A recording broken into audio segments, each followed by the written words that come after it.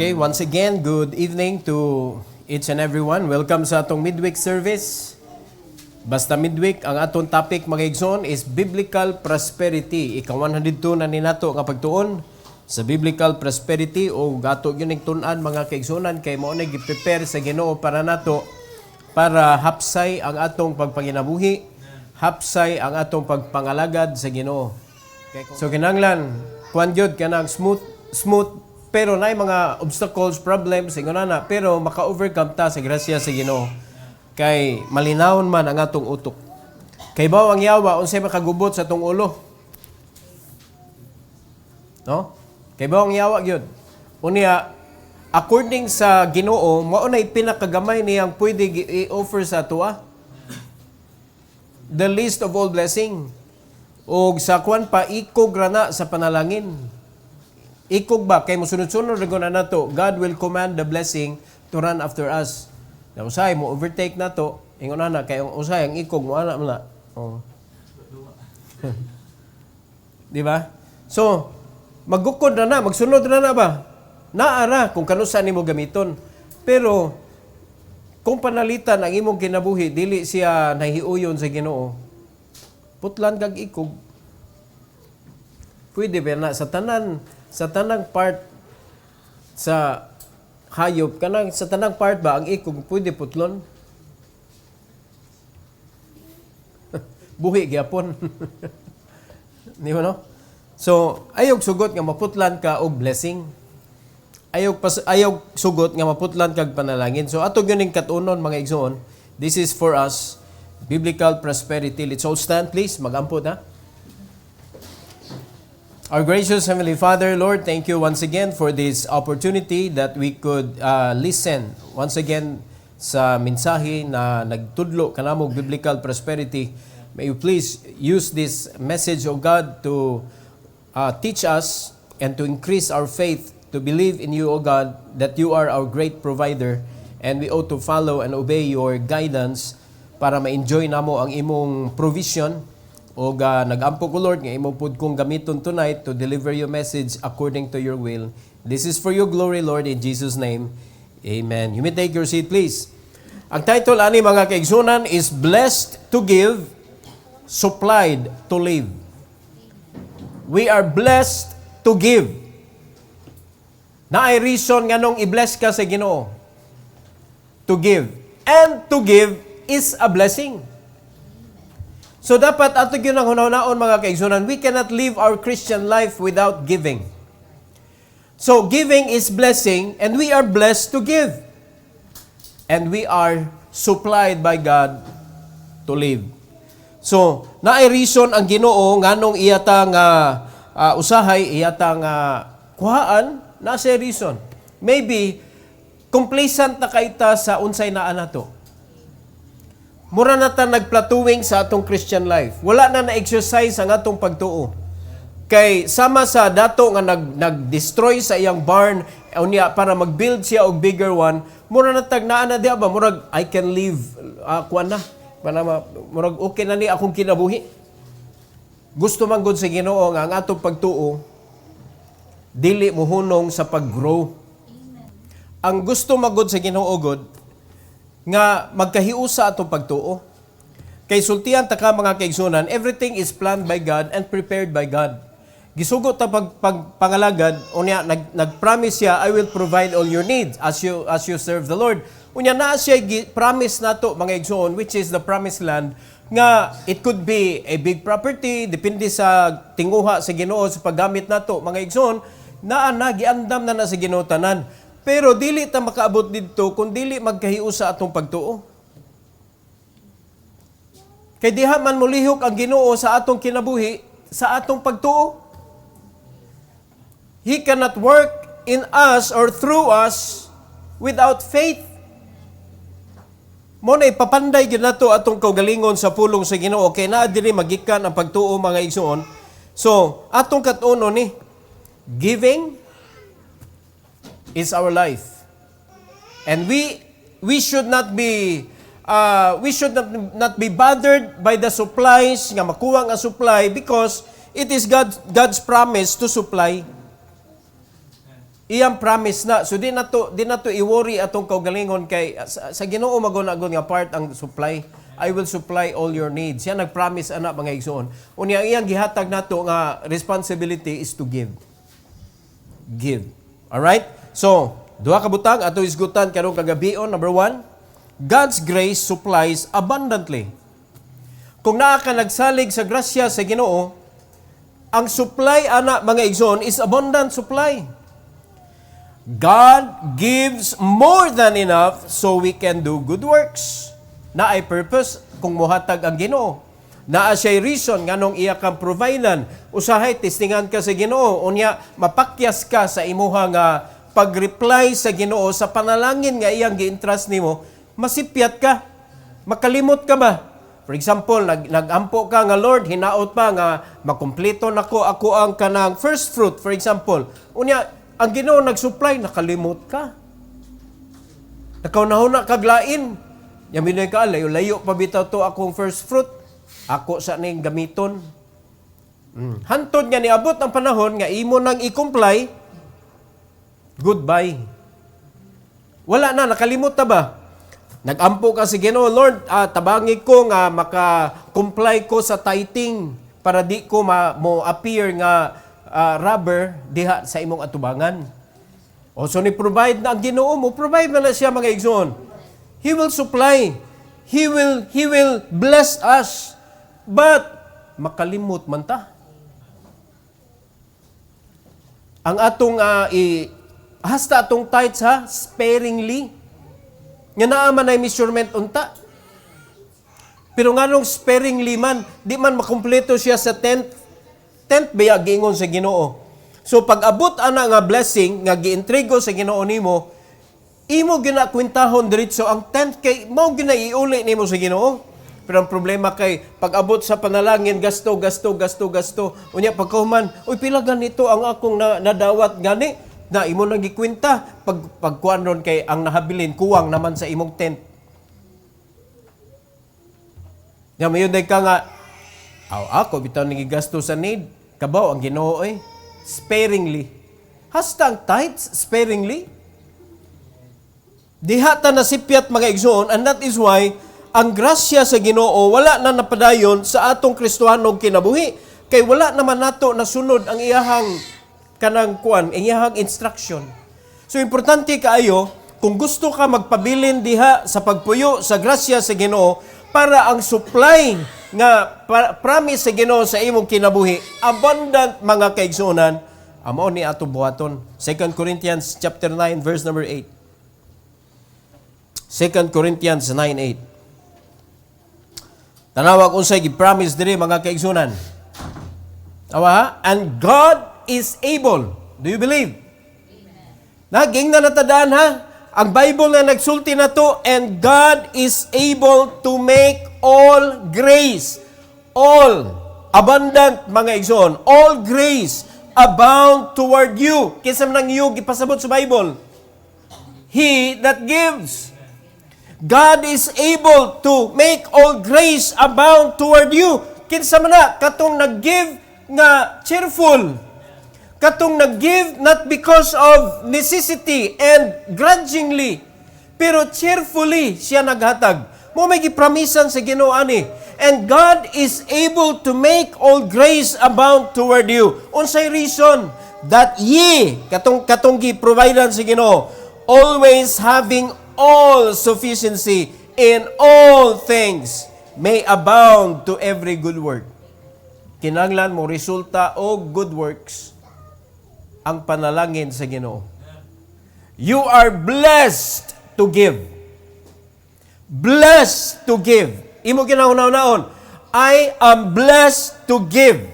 Mao na ayo jud og hunungi mga kaigsunan kaning giving. Dapat naagyo ta diha unya magpabili na sa para sa maayong binuhatan mga igsoon. So therefore, dili lang ta magkuha na ng tithes ra tataman. Dapat naagyo tay offering. Unya pagkahuman naa pa kitay charitable nga mga giving.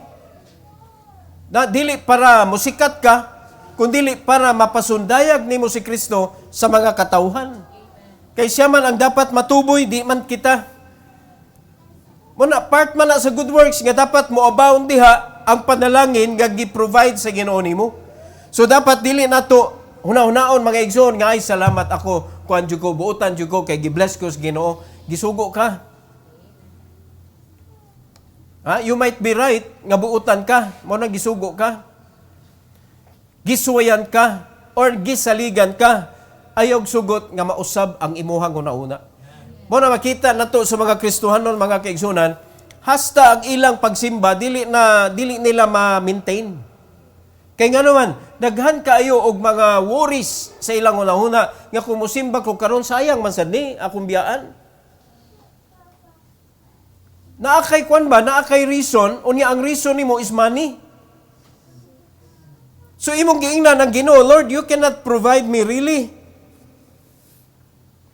Dili nimo kaya nga i-provide, that's why sige lang. Naara magkapirme sa akong kasing-kasing, manginabuhi sa akong karon. Nakalimot ta mga igsoon nga ang tanang source sa atong panginahanglan naa sa Ginoo. Nakalimot ta ana. Only God is able nga mumando sa tanang grasya anha padung nimo. Siya lang ang kaya mohimo ana mga kaigsunan. Unya mingon ganita og grace, everything that we need, even our wants, naa diha.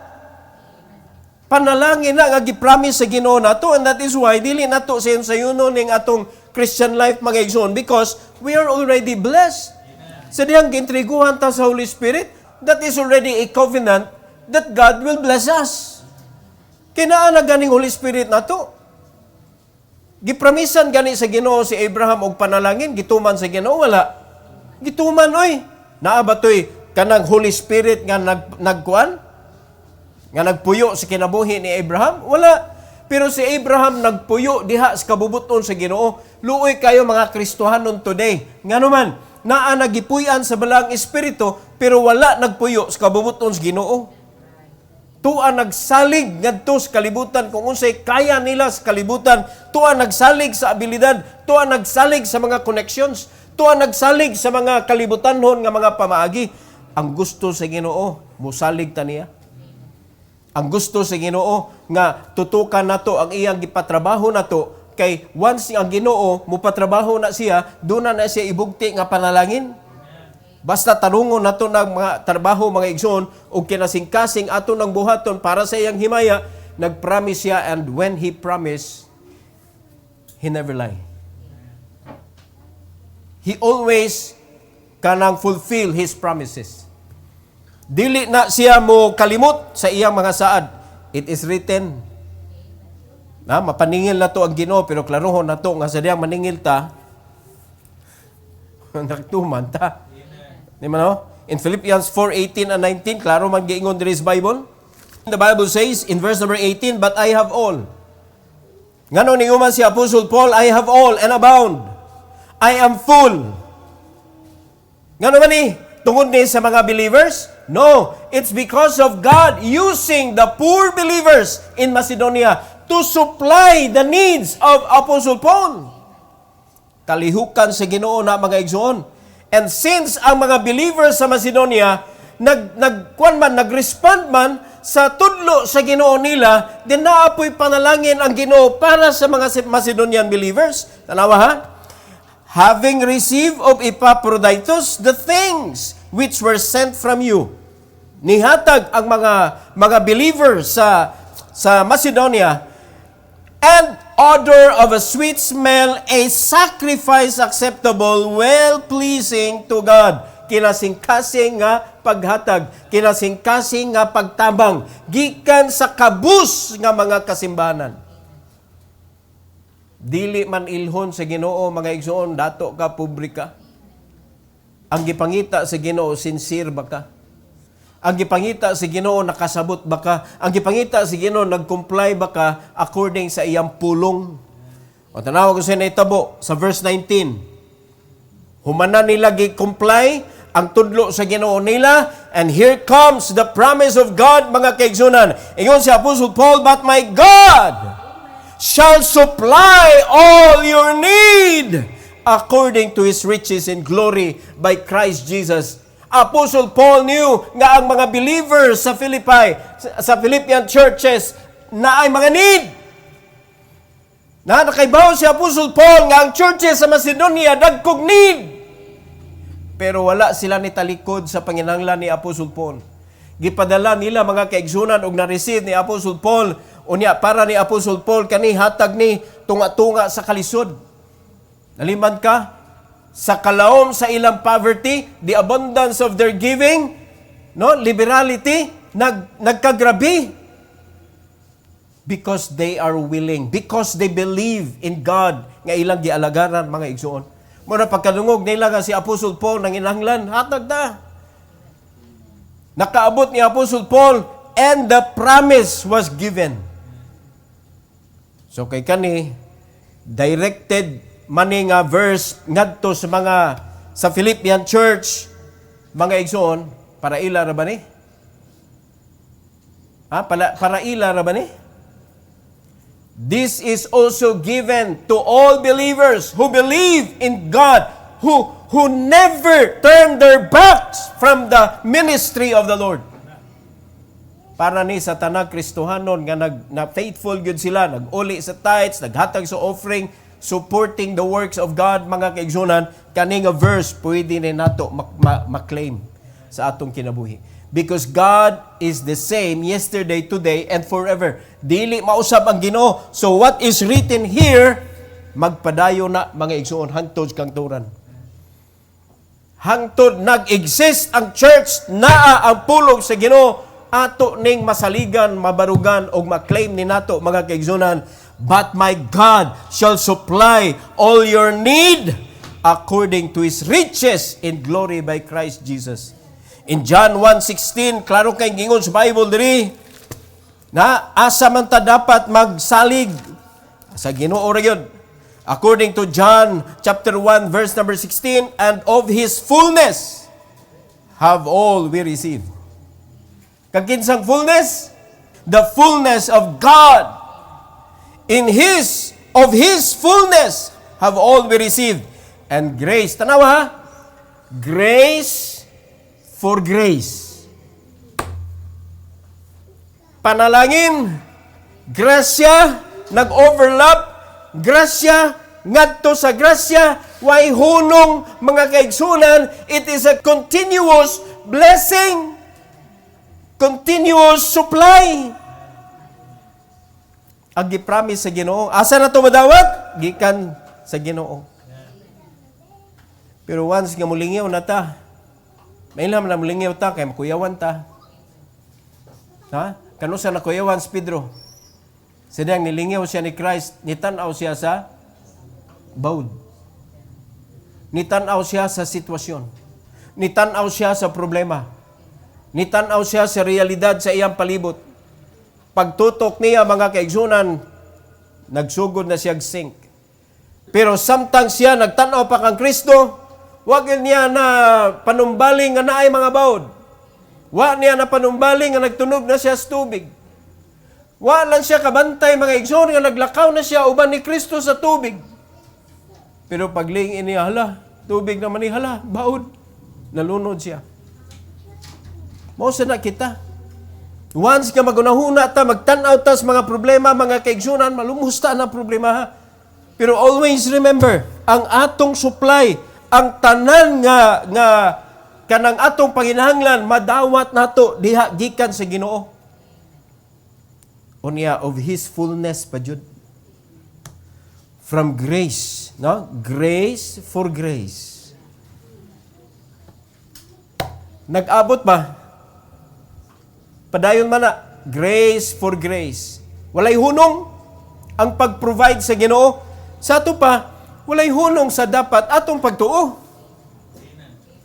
Bisan pagpakit-on ta mga kaigsunan ug unsa diha di na to napansinon. Naamag na ang problema di man na mawa. No, kano sa man mahurot ang problema sa atong kinabuhi? Na kano sa mahurot ang problema sa pamilya? Bisag patay na ka, na pa problema. Di na lang mo di na ka-benefit kay di na ka-benefit kay wa na magka. Pero as long as you live, mga kaigsunan, naa problema. But there is a benefit sa mga problema. Unsa man na ang pag-exercise sa atong pagtuo. Unsa ka importante ang pagtuo? Very important. Nga naman, maumanay makapakwalify nato mga igsoon aning grace for grace. Maumanay makapakwalify nato mga igsoon nga makatutok na si Ginoo, the source of all blessings. Naana sa iyang grasya. So nanginabuhi ta diha sa grasya sa Ginoo and praise God. Di siya mahutdan. Di siya mahutdan. Nalipay mo nga anak mo sa Ginoo? Amen. Di pakita nga malipayon ka. Lahi man ang malipayon niya, di excited. Dili na tinuod. Kaning malipayon, excited ba? No, it doesn't matter daghan kay bawod mga igsoon bisan pag tsunami na. Bisan pag tsunami, gipakitaan na gud sa Ginoo ang Red Sea tunga. Natunga ang Red Sea. So unsa pa may dili pwede nga pugnan sa Ginoo? Nga mudaot sa atong kinabuhi. Wala mga igsoon. He can rebuke anang mga butanga nga makaguba sa atong kinabuhi. So ato ning hinumduman mga kaigsunan that God's grace supplies abundantly. Abundantly gyud. So dili ta mo talikod, di ta mo hunong, hala sunod lang gyud ta. Kung asa ta gilid sa Ginoo, sunod lang gyud ta. So gi-challenge ta si Ginoo to make disciples, gi-challenge ta si Ginoo nga mugda og bunga diri. Mao na exactly ang atong gibuhat mga igsoon, diha ta mo gi-encourage og ayo. Bahala lang din mo ma-master ng uban diha basta i-master ng discipleship. Amen. So sa imong pagtudlo o sa imong pagkinabuhi dapat mag-match up na. Dili necessary mga igsoon nga imo sa hibaon cover to cover ang Bible. Slowly experience Christ in your life and you will become the disciple of the Lord. So once na ikaw mahimo na kang disciple sa Ginoo, then you can reproduce another disciple. And it should be Christ-like disciple. Para maangko na to ang grasya sa Dios. Iya ang supply mga igsoon. Number 2, generosity brings lasting blessing. Pag generous ka, makadala ni siya og lasting. Dugay. Kuha ni siya. According sa giwali ni Raymart kaganina, generational ang panalangin. Lasting. Unsay gusto ni mabibilin sa imong mga anak? Panalangin or burden? So be generous today. Be generous sa imong kinabuhi. Ayaw kahadlukin ang mga hatag diha mga kaigsunan. Nga naman, because giving to others brings eternal reward. Giving to others brings eternal reward. Di magyatagon na ka, bisag. Kung di ka magyatagon, bisag sa imong pamilya, taguan ni mo sila, eh. Kaya maniguro na kag-imo. Pero mga kaigsunan, kung naagod sa imong kasing-kasing nga mo provide ka, bisang ikaw magkaon ka dito sa gawas, magunahuna ka sa imong pamilya. You cannot live without providing your family. Makita kaglain naay kanang kuan nagkaon ka nya kuman naay bata diyan o mga pobre ba naglingkod diyan klaro kay dagway gutom murag di ka katon. Nakasabot mo? Ngano man because it's in you. Dili makaantos mga igsoon ang usa ka Kristohanon nga magtan-aw sa mga nanginahanglan nga dili ka mahimong blessing. But always remember that generosity brings lasting blessing. Mao na ang paghatag ngadto sa uban, mao na makahatag nimog eternal reward. Ug kanang eternal reward mga kaigsunan, naa pa gyud siya ay mga paaman nga mga panalangin diri sa kalibutan. Now 2 Corinthians chapter 9 verse number 9. 2 Corinthians 9:9 mga igsoon. Unsay giingos Bible? As it is written, He hath dispersed abroad, He hath given to the poor, His righteousness remaineth forever. Nagpabilin ang iyang righteousness. O sa may pasabot ana, lasting blessing. Nagpabilin, wala na putol. Sa ato pa ang imong paghatag, dili na diha rataman sa imuha. Hangtod pa na sa imong mga anak, sa imong mga apo, magpabilin. Kay mabilin man na nimo imong righteousness sa imong mga anak. Nakuha na to? Mo lagi pasabot diri, he hath dispersed abroad, he hath given to the poor his righteousness. Magpabilin. Can you stay forever?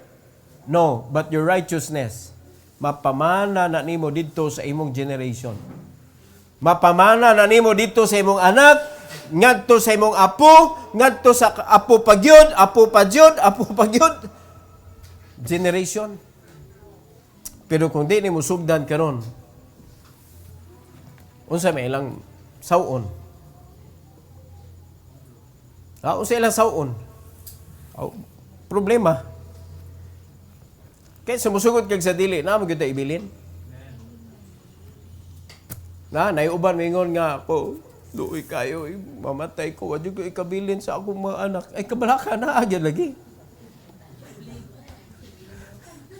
Ang pangutana, kung sa ka na klase, imo ibilin? Ha? Problema o panalangin? Dili tanan panalangin imo mabilin, pero kung magsunod kas Ginoo, mangalagad kas Ginoo, garantisado mga kaigsunan, because it will be God that will make sure that the inheritance nga imong mapasa sa imong mga anak i-provide na sa Ginoo nimo, kay siya ang nag-promise sa provision. Ang iyang gipangayo nato is be generous. Be generous. In Proverbs 11:25, very clear there is a Bible mga kaigsunan, Proverbs 11:25. O sa King's Bible, the liberal soul shall be made fat. Panalanginan ang manggihatagon. And he that watereth shall be watered also himself. Kana nag-watereth, nag-give ka. According sa Bible, ang prinsipyo sa Bible, ikaw nga naghatag, makadawat sad. Because it is more blessed to give than to receive. Di ba? O ang kanang term karon cashback, pero kanang cashback gamay raman. Malipay nagita na.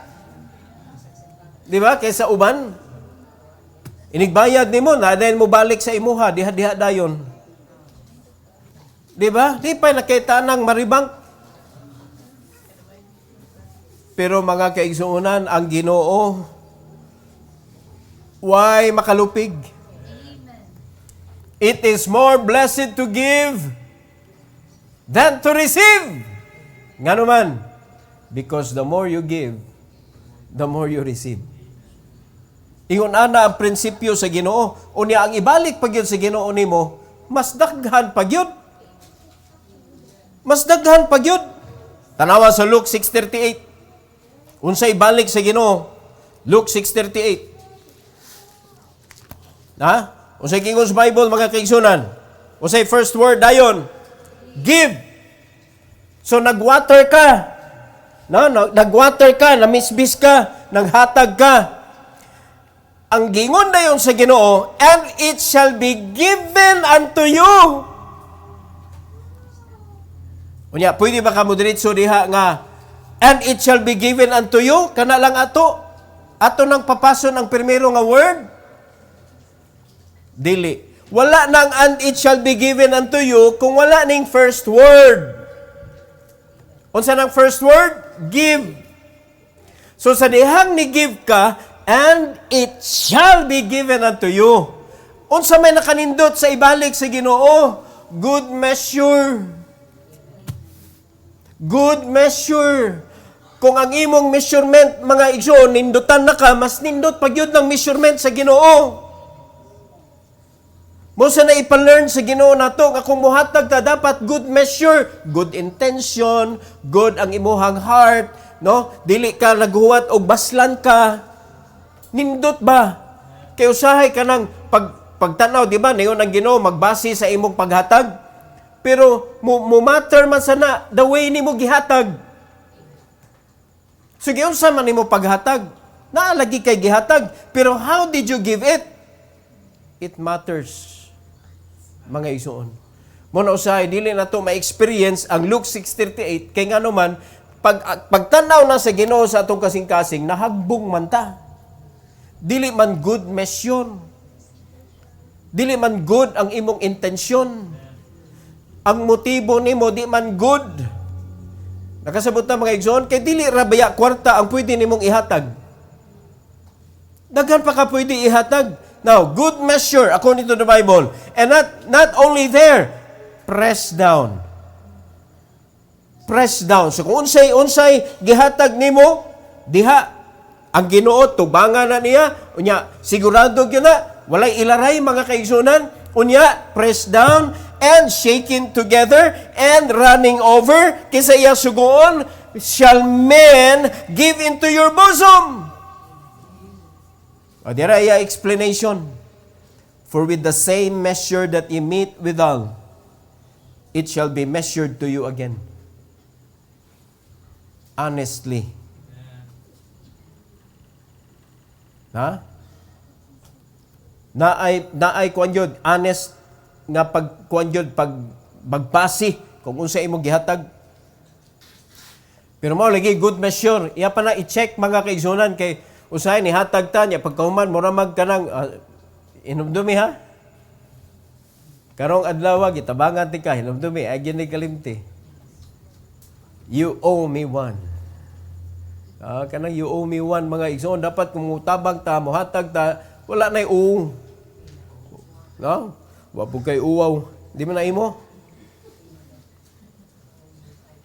Ayon na ingna you owe me one. Na, inumdumi ni ha. Ako na sa doon niya manginanglan, ay jugkog talikdi. Talikdan kay ko nimo, ako ka pinumduman ani. Ayaw, wa ka ni hatag mga igsoon, nagpautang ka. Na, nitabang ka pero gipautang to nimo. Kay you owe me one man. Sab din ang odi ay. Utang man na. So dili na bugtian sa Ginoong panalangin, sayang. Kay ikaw may nagkuan, ikaw may gusto nga maningil. Pero ang gusto sa Ginoo mga kaigsunan, gihatag nimo willingly. Good nga measure, good intention, good heart mga kaigsunan. Sakto tanan ang imong gihatag, ang imong kasing-kasing, ang imuhang tinguha ba? Sakto tanan. Then diha punan sa Ginoo, daghan kaayo mga igsoon, ipabalik diha sa Ginoo nimo. Ginamit ng mga tao, mga igsoon. Another example, Matthew chapter 6, 19 to 21. Kung sa may gitudlo sa Ginoo diri. Para dili ka kanabitaw mawad-an, para dili ma-miss nimo ang promise sa Ginoo nga magpuyo ka diha sa grasya sa Ginoo mga kaigsunan, nga ang imong pagka-giver, ang imong generosity dunay lasting effect. Mauni imong hinumduman. Lay not up for yourselves treasures upon earth, where moth and rust that corrupt, and where thieves break through and steal. Unsa may gitudlo ni Christ diha mga igsoon? Ayaw diri ibutang. Mo na kumuhatag ka, ayaw siya pinumdumi. Kay naa diri nimo gibutang ang imuhang giving. Dapat ato nas Ginoo.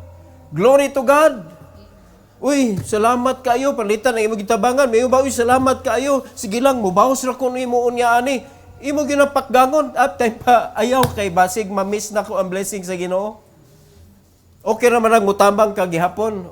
Okay man magpasalamat ka nako. Pero please, if you are going to help me or kana magpasalamat ka nako, tungod sa akong gibuhat nimo, please give it to God. So how can you give it to God? Pangitaglain diha imong tabangan. Because unsay imong gibuhat ngadto sa mga nanginhanglan, gibuhat na nimo ngadto sa Ginoo.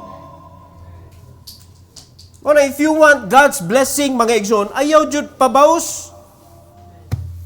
Di ba? Kay naabig yun ba yan ning attitude ng mga tao nga manimaus gyud. Hatag ka, be, baslanti ka. Di na necessary mga igsoon. Kita sa yung mga hatag ta, ayaw nag-expect nga, grabe ko, agad siya kinumdum, grabe. Ayaw na. Kaya nga naman, gusto na to nga ang Ginoo, maoy mo mubugti sa atong mga gipambuhat. Mo na laying up our treasures in heaven, not here on earth. Kay mo mag-imong gihimo nga mga kuan ng mga tao nga, daghan kong gitabangan, si Aros, kadaghan akong gitabangan, diligyan na sila. Agoy, saya nga. Ma-miss yun noon mo ang blessing. Kaya nga naman, makorrupted man na. Pwede man na, hulhugan si Hawa, mga kaigsunan ng imong gitabangan, maglagot pa na nimo. Pwede na mawa, pwede na makawat. Pero pag adto na nimo gibutang sa langit, unsay gi-promise sa Ginoo, ang madawat nimo gikan sa mga tao, matabangan nimo og sa dili, favor. Kadaghang blessing. Ana samtang naa pa ta dili sa kalibutan, samtang naa pa ta diri, nagpuyo pa ta aning kalibutan na, ma-feel na nato, ma-experience nato mga kaigsunan, magamit nato ang mga panalangin nga gi-prepare sa Ginoo para nato. And not only that, there's more. Nakalay pag yung tag-treasure dito sa langit. Kaya nga naman, once nga mutabang ka, muhatag ka, mura ka ga-invest mga igsoon that one day, you can teach him the Word of God. Kaya nga naman, wa maka nagpabaws. Ang imo gitudlo niya is, kung gusto ka mo baws nako, itabang sa uban. Ayo ibalik nako. I want you to pass these good deeds to others. Dapat ingunana ang ato ang practice mga igsoon. In verse number 20, tanawa asa na to i-lay up, but lay up for yourselves treasures in heaven, where neither moth nor rust that corrupt, and where thieves do not break through, ang kawatan na bagyod ang yawa, nor steal. Dili makawat yun. Once nga ma-invest na nato in the name of Christ, mga igsoon, itabang ta in the name of Christ para sa iyang himaya. Yan, itabang ta atong mga dili kabaws. Dindo tayo kasing-kasing, anak, kanang tabang ka nga, kibaw ka, di siya kabaws yun. Diretso gina dito, account gina dito sa langit yun. Diba? So, labinag ka ng sincero kay ka, labi na itong gibuhat mga igsoon, kay holistic man ang atong pagtabang. Di man ta manghatag nila, manghatag sila itong panghatag. Atong sila tabangan nga ma-enable nato sila sa grasya sa Ginoo. No? Sama sa atong gibuhat, together nato ang pagdaro sa ilang kasing-kasing o ang pag-help nila para makahibaw sila unsaong pagpanguhag isda. We are teaching them how to fish and how to plant their rice. Diba? How to have their own harvest. Dili, literal ha. Base mo di ba may kibaw mga mananom og bugas, pastor? Dili, kuha na ba ka ng metaphor ba? Atong sumbingay lang na siya ba?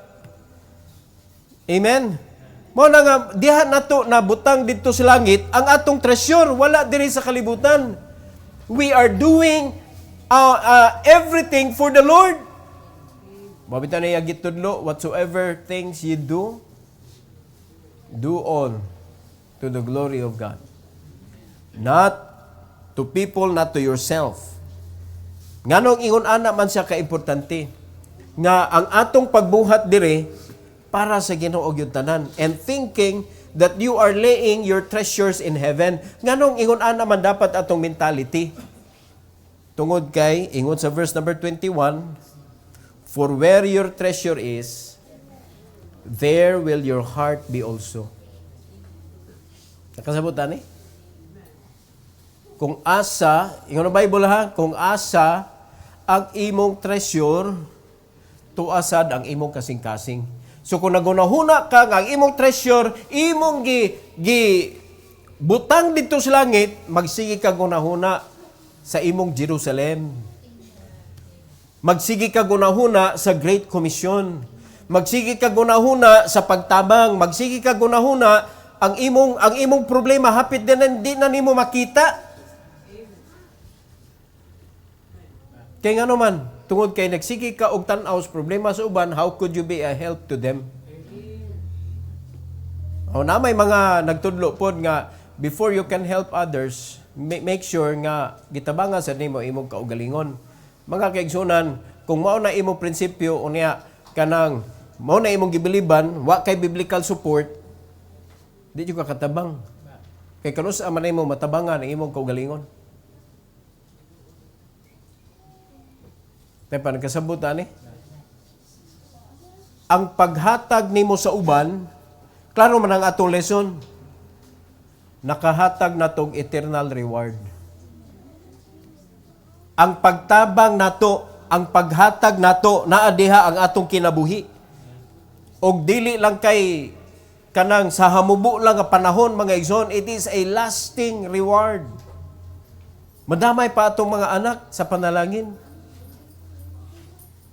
We are blessed. So much blessed. Unya sayang kayo kung di na to makuan, di na to ma-claim samtang naapata ni kalibutan na. Because we are so focused on our personal problem, solving it. Unya sa pagsigid na solve og problema, wa pa siya nahuman, nag-create na po siya another problem. Because if you solve your own problem, it will create another one. Wa pa siya nasulbad, pila na ka problema ang iyang na-create. Mura bag sub-point sa imong problem. Unya, ang usa ka problema, naay na po ka sub-point. Nga sulbaronon.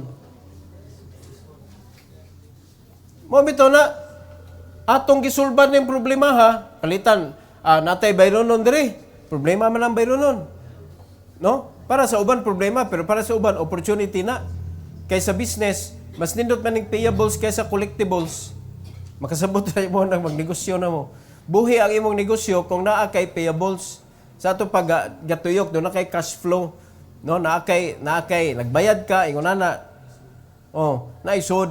Pero kaning collectibles, pwede makadibayran. Pwede makadaganan. Kaya ang kanang collectibles magikan man na dito sa nangutang nimo nya gwato. Pero kanang payables, it will encourage you to have more so that you can pay. Mo na makapa-flow sa imuhang kuan. So, palitan na kay bayronon diri. Problema man na.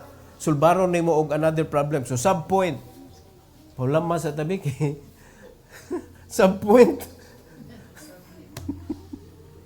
Another problem. Huwag na sad. Ana, daghan na kayog kuan. Daghan na kayog unod. Asa man nagsugod? Anong problema ha? Nya, daghan kayog sub-point. Problema man na. Pero kung arita sa Ginoo mga kaigsunan, sa iyang paagi, di lang ta kabantay. Hala, natabunan man akong kaugalingong problema. Because God works in a mysterious way. Ay na Ginoo, Lord, ilatag gud tanan good Lord. Unsa man nimo pagsulbad ning ako problema, ilatag ba para tuo sad ta? Dili kalatagan si Ginoo ang gusto niya sunod lang gud nako gud tuo lang. Tapi ni tuo ba ta niya? Ni tuo ba ta nga naata sa simbahan? Uy, paminaw mo kay usahay tan-aw nako murag wa mo kabantay ba nga naa mo simbahan. Ni tuo ba ta nga naata sa simbahan? Simbahan sa buhi nga Dios? Ni tuo ba ta nga naa siya promise nato? Nituo ba ta nga naa siya giya nato? Nituo ba ta nga naa siya gisugo nato? Nga wa nato gibuhat? Nga kung buhaton na gyud nato magaigsuon sa kinasing-kasing ug magkayusa ta, ang panalangin nga iyang gipromise ibubo niya. Then kung nituo ta, nganong langay-langayon man ni nato? Pag-disciple na. No. Kay sayang kayo, daghan kayo nagyahat nato mga igsoon unya wa tay gipakita nila unsaon pagkinabuhi ang Kristohanon. So dapat ato gyud ning hinumduman mga kaigsuonan. We are blessed to give and supplied to live. Namduman yun na to. Ato ang pag-give, ato ang pag-live. Iya sa Ginoo ang pag-bless, iya sa Ginoo ang pag-supply. So, klaruho na to o tarungon na to pagdala ang iyang panalangin o ang iyang supply. Tarungon na to atong pagkinabuhi nga para sa himaya sa Ginoo. O tarungon na to atong paghatag nga kinasing-kasing nga ang Ginoo mo inahimaya. Every head bowed, every eye closed. Our gracious Heavenly Father, Lord, once again, salamat kaayo sa imong panalangin. Kay gihatag ka namo, Lord. Pinaagi sa mensahe. We are blessed to give and supplied to live. And we are so grateful, Lord God, sa mga verses nga among gibasa tonight. It's true that you made a promises for us. And we believe, dear God, nga why promises nimo nga dili nimo i-fulfill kung amo gyud tuhuan ang imong mga pamaagi sa among kinabuhi.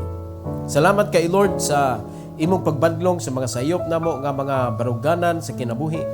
Sa pagkinabuhi namo, Lord, nga gitan-aw ra namo unsay problema namo sa present, but we are not thinking of the possible problem nga mahimo unyang problema tungod sa mga pagkinabuhi namo today. And kung manginabuhi mi nga wala ang imong giya, kutob ra gyud, Lord, sa pagpangita og kwarta para masuplayan ang among panginhanglan, which is imo na siyang gi-promise namo.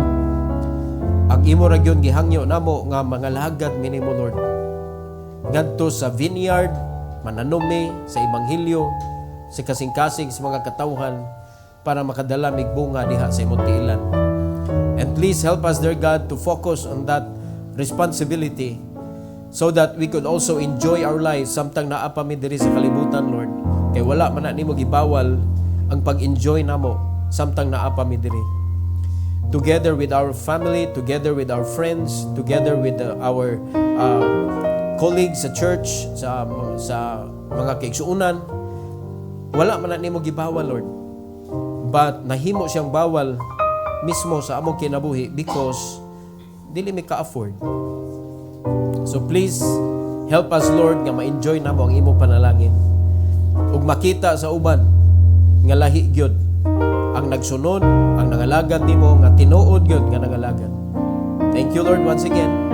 And in this invitation, Lord, tonight, may you please bless your people to kneel down before you heartily and to pray a prayer nga mahimaya ka, Lord. They know what they need. So please help them to pray nga sibo gyud sa ilang panginahanglan. Don't just let them kneel down in the altar, Lord, praying nothing. Please help them to be here sa imong altar with the purpose. Thank you, Lord. This is for your glory. In Jesus' name. Amen. Amen. Alright, give panalaginan kasi